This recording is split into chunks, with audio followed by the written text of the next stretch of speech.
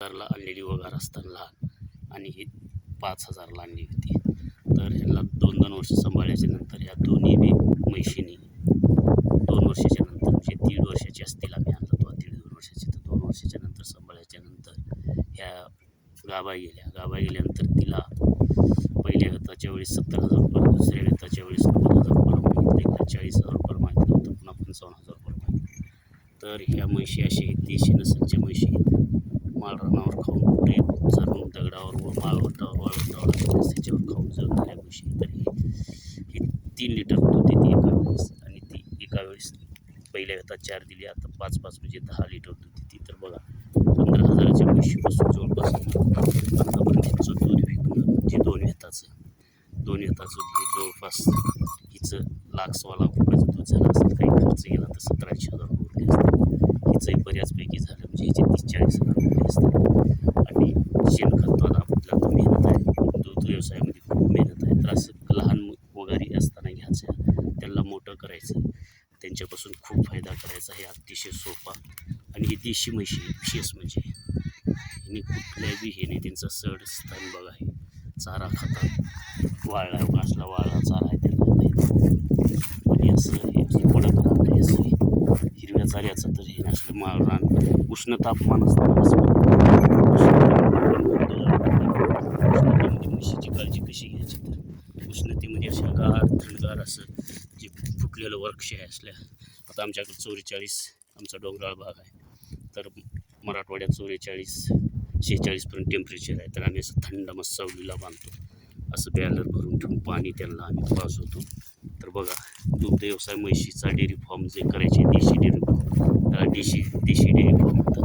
हा dairy form करत असताना थंड सावलीला मस्तपैकी बांधायचं, आणि जास्त काही खर्च नाही, शून्य खर्च आहे. मुक्त किंवा उघडा ओपन बफेलो डेअरी फार्म, थंडगार, कसली उष्णता असली त्याच्यामध्ये एशीसारखं थंड राहतं, मुक्त हवा येते. तर अशापुढे हा म्हशीचा व्यवसाय जर केला फायदेशीर राहील. एक तर असं आम्ही जेवायचं वड कडवा आहे, मावळ जे असेल ते चालतो. खूप आम्हाला ह्या म्हशी अशा पद्धतीने म्हशीच करा, लहान म्हशी पण मोठ्या करा, त्याला एकदम इन्व्हेस्टमेंट कमी लागतं, आणि ते आपल्या इथं माळरानावर पोहोचणाऱ्या म्हशीचा दुग्ध व्यवसाय करतात. आपल्या वातावरणात कोणत्या म्हशीचे खडकाळ भाग असो, डोंगराळ भाग असो, काळी हे असं कुठं कोणत्या म्हशी यशस्वी होतात, याप्रमाणे हा व्यवसाय करायचा. तर हा व्यवसाय सक्सेस होतो. हा व्हिडिओ शेअर करा, चॅनल करा, आणि नवीन दुग्ध व्यवसायात तिचा सड बघा, कास बघा या म्हशीचा कशा प्रकारे. तर हा आम्ही व्हिडिओ दाखवत आहे. बघा हे तिचे स्तन कसं, कास कसा आहे. अशी म्हैस निवडताना म्हशीचे स्तन, कास, चमडी नाजूक असावी, लवचिक असावी. शिरा ह्या म्हशीच्या जे दुधाचे पुढून कमळापासून त्या ह्याच्यापर्यंत आलेल्या असाव्या.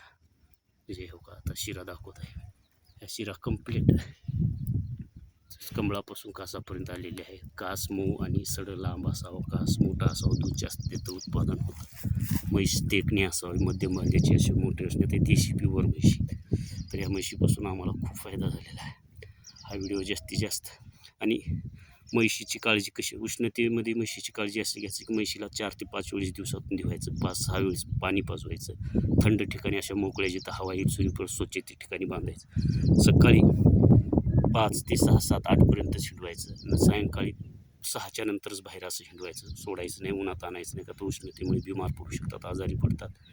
आणि उष्माघातामुळे म्हशीला वजन जास्त सोसत नाही, गाईप्रमाणे तिची मृत्यूसुद्धा होतो त्यासाठी, आणि दुधावर परिणाम होतो, दूध उत्पादन घटते, आणि त्यामुळे खूप काळजी घ्यायची असते उष्णामुळे. तर उन्हाळ्यामध्ये अशा प्रकारे मुक्त देशी म्हशींचा मुक्त संचार गोटा पद्धत डेअरी फार्म करा, यशस्वी व्हाल, सक्सेस व्हाल. आणि आता दूध म्हशीची कशी वाढवावी, म्हशीला नियोजन कसे करावे, खाद्यचारा काय द्यावे, पुढील व्हिडिओमध्ये आम्ही माहिती देणार आहोत. हा व्हिडिओ आवडल्यास शेअर करा, चॅनलला सबस्क्राईब करा. पुढच्या व्हिडिओमध्ये भेटू. बघा हा डोंगराळ भागानेच तर चारा गवत खाऊन म्हशी यशस्वी